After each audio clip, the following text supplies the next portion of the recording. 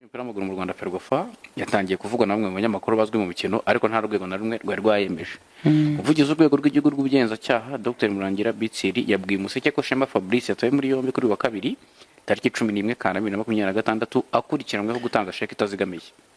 RIB ivuga ko Shema afungiye kuri station ya Kicukiro i Kigali mu gipereza rikomeje ku bindi bya bifitanye isano n'icyo akurikiranwe nk'uko RIB yabwiye Umuseke. Kandi bavuze ngo akurikiranwa kunyariza miliyoni 800. Oya hano icyabaye hano igihari urwego rw'ubugenzacyaha ruvuze icyo umuntu aregwa. Yego. Niba bavuga ko ari sheke itazigamiye n'ibindi byaha bishamikiye ubwo haba harimo ibindi bavuga ari kurumva ni umucuruzi.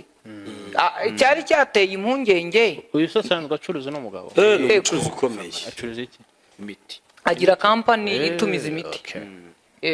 Zo mu Rwanda. Nubwo tumenye niba bifite aho bihuriye na Ferwafa. Oya ntaho bihuriye. Uko urumva sheke ntabwo ntayihuriye na Ferwafa. Ni sheke itazigamiwe yatanze.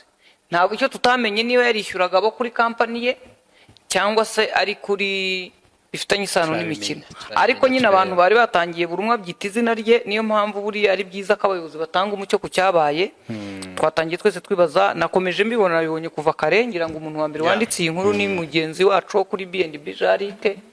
Ariko ndavuga ngo reka twe gukoresha ijambo biravuga kuko abavuze biravuga irahagije cyane ko tutari abanyamakuru b'imikino.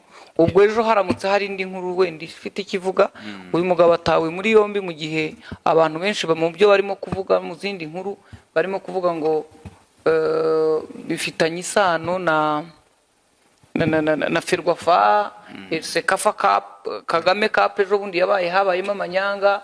Abafana ba Rayon batangiye kuvuga bati wowe aperi itsindwa 5 utazi umusifuzi n'ibindi byinshi. Ari se babivuze. Hari uwabyanditse mbona ko yaba ari nk'umurebe cyangwa uwirutsira. N'abantu badafana aperi mbese abavuze ibyo. Nashyizemo rero na Rutsiro nitwe tuzi imbere mu kutavuga rumwe nayo. Hanyuma bagenda bavuga n'ibindi byinshi bitandukanye. Ubwo rero ayo namakuru araye abakire babiri bari muri gereza ubu tuvugana. Muri mu maboko ya RIB.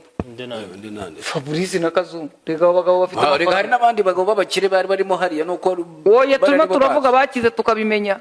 Nubundi ariko n'ubundi bifunzwe ufite amafaranga ufungura nk'umukire. No kumushyingura ashyingurwa nk'umukire. Katwitaye. Nananyeganyega. Ntabwo wabonye ya sanduka ya ntuza.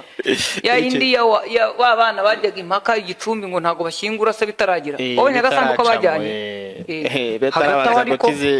Hagati igitekerezo nkitange ntaha.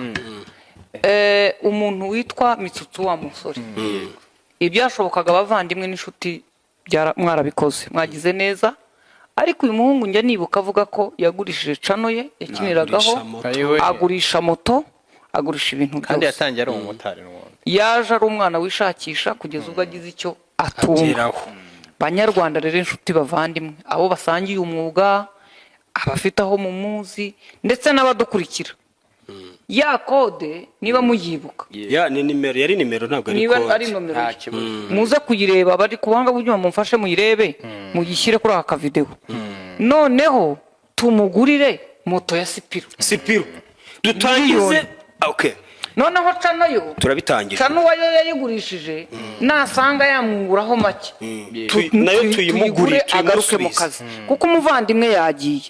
Uriya muhungu rero akwiye kongera akadushimisha. Nk'ubi akantu k'icyatanu. Nubwo nagakubita amaso. Ndaseka amarira kaza. Kandi iyo ndimo guseka nkarira mu mutwari biba biruhuka. Ubwo Mamoro rwa Gasabo TV mutangije igikorwa cyo kuremera. Ntago dutangije igikorwa.